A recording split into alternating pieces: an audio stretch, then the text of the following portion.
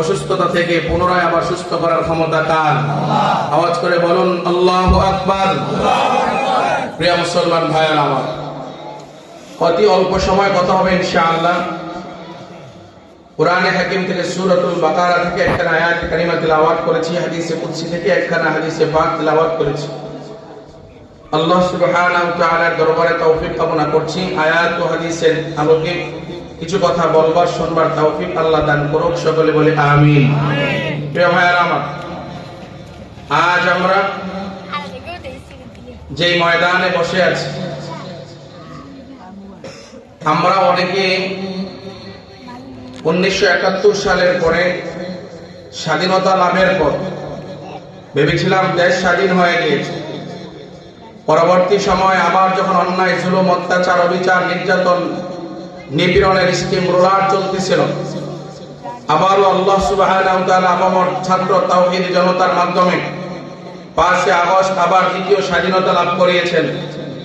তবে এই স্বাধীনতার পরে অনেকে নাকে তেল দিয়া ঘুমায়। আমি আপনাদেরকে বলি, নাকে তেল দিয়া ঘুমানোর কোনো সুযোগ নাই। কারণ হলো এখনো বাংলাদেশ স্বাধীন হয় নাই। বলেন, এখনো বাংলাদেশ স্বাধীন হয় নাই। বাংলাদেশ স্বাধীন হবে সেদিন কোরআন সুন্নাহ দিয়ে রাষ্ট্র চলবে যেদিন। কথা বল, বাংলাদেশ স্বাধীন হবে সেদিন চোরের বিচার হবে কোরআন দিয়ে যেদিন। ঠিক কিনা বলেন? বাংলাদেশ স্বাধীন হবে সেদিন ডাকাতের বিচার হবে কোরআন দিয়ে যেদিন। বাংলাদেশ স্বাধীন হবে সেদিন আমানতের খেয়ানত করলে কোরআন দিয়ে বিচার হবে যেদিন। দর্শকের বিচার হবে কোরআন দিয়ে যেদিন। চাঁদাবাজির বিচার হবে কোরআন দিয়ে যেদিন। টেন্ডারবাজির বিচার হবে কোরআন দিয়ে যেদিন। বাড়ি করবে আমার নিজের জায়গায়, নিজের জমিনে আমি বাড়ি করব, আমি টাকা দিতে হবে, চাঁদা দিতে হবে, তাদের বিচার কোরআন দিয়ে হবে যেদিন, সেদিন হবে বাংলাদেশ স্বাধীন। কথা বলতে কিনা? প্রিয় মুসলমান ভাইয়েরা আমার, দুঃখের সাথে বলতে হয় আজও বাংলার জমিনে পূর্ববর্তী সময়ে এমন একটা সময় ছিলেন কোরআন হাদিসের আলোচনা করার জন্য অনুমতির প্রয়োজন হতো, কিন্তু এখনো দ্বিতীয় আবার কেউ কেউ জুলুমের ভূমিকা পালন করতে চায়। তারাও নেতা সেজে কোরআন হাদিসের মাহফিলে বাধা দিতে চায়। আছে না নাই? তারা এখনো কোরআন হাদিসের মাহফিলে বাধা দিতে চায়। তাদের মন মতো হলে আলহামদুলিল্লাহ, মন মতো না হলে মাহফিল বন্ধ করে দেয়। কি আজীব তামাশা, কি আজীব দুনিয়া। আমার মুসলমান, শুনে রাখো, আমি আপনাদের এলাকার কৃতি সন্তান। এই যে আমাদের দেশ বাংলাদেশ, এই যে বাংলাদেশ, আমরা সবাই কি মনে করি? বাংলাদেশ আমরা গরিব, আমাদের দেশ গরিব। সবাই কোন?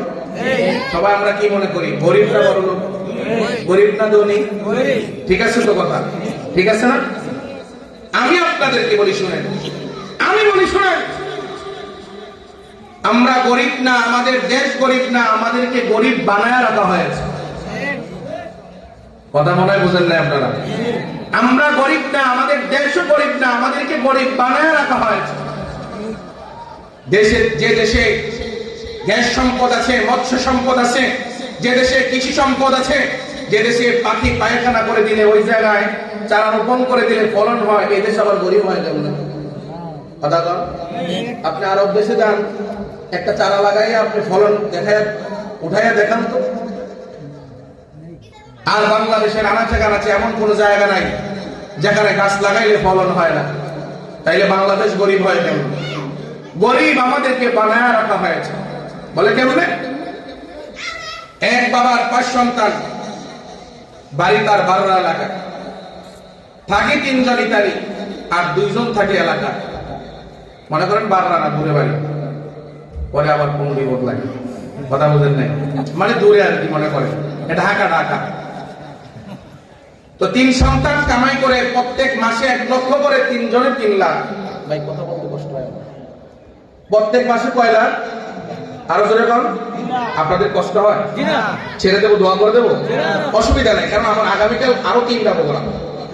কথা বলছেন না? মানে যত কথা কম বলতে পারি এটা আমাদের জন্য সুবিধা।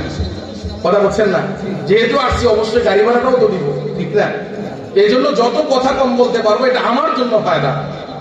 এই জন্য যতটুকু আছে কথা বলবেন তো ইনশাআল্লাহ। রাগ করতেছেন আমার সাথে?